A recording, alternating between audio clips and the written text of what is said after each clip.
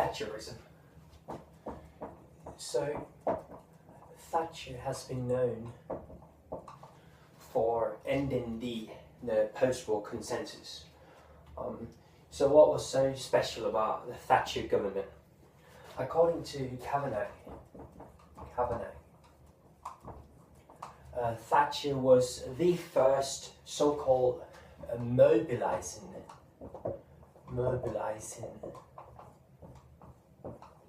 Prime Minister in post-war Britain, whereas former Prime Ministers had been reconcilers.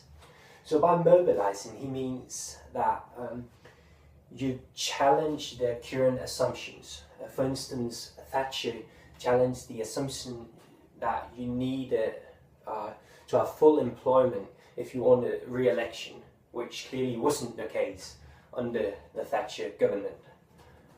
Owen talks about the macro and microeconomic changes. That is, Thatcher went away from a focus on full employment and rather had a goal of low inflation. And when it comes to microeconomic policy, she stopped the market interventions that protected the domestic industries and instead focused on promoting competitiveness, which according to Owen led to a lot of companies going out of business, but the ones that did remain actually became stronger. Alright, Brown introduces the element of the recession in the 80s. That is the policy changes and the change to the exchange rate caused by the North Sea oil led to the 80s recession, which was followed by multiple strikes. And in order for Britain to overcome these strikes and continue its economic growth, the Thatcher government made it harder to strike legally. That is, they reduced the influence of unions, right? So 80s recession led to weak trade unions. Alright, as Evans introduces, and Owen comments that this weakening of the trade union officially ended the tripartism in Britain. Evans introduces the element of Thatcher's immediate unpopularity, you could say. She was unpopular, or at least her immediate policies were. It makes sense, right? Because she introduced the low inflation rather than the low unemployment. So if you change policies so as to promote unemployment, you immediately become unpopular. But in order for Thatcher to regain some sort of popularity, she used the cornerstone of conservatism. That is the idea of a property owning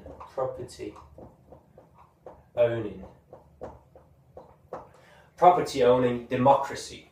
But according not to Evans, but according to the work by Jessup,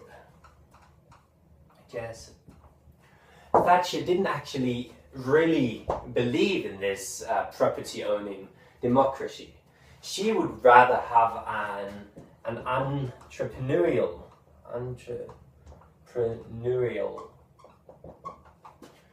society. So that is, when it comes to social policy, Thatcher can be said to have changed conservatism in a fundamental way. And as Harrison describes, however, even though she may have been, or her policies at least, may have been unpopular, there was no alternative really to Thatcherism. That is, it's a bit similar as the story goes from Candiac when it comes to the consensus post-war consensus. That is, he argued that the economic situation of Britain required that the policymakers introduce this policy, the macroeconomic policy, the welfare state, that established the consensus. And Harrison tells a bit of a similar story. We had no alternative. There was no other idea that would have promoted the economic growth of Britain.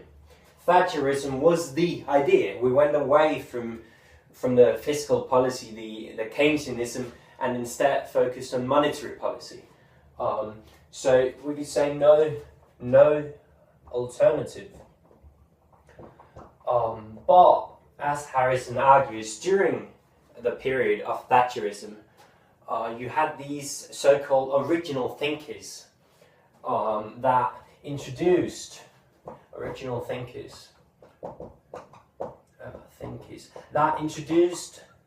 new ideas, new models, and thus during the period, an alternative to Thatcherism or multiple alternatives did occur, which allowed for the end of Thatcher's government. So Thatcherism can be said to have ended the post-war consensus, at least in some sectors of the policies.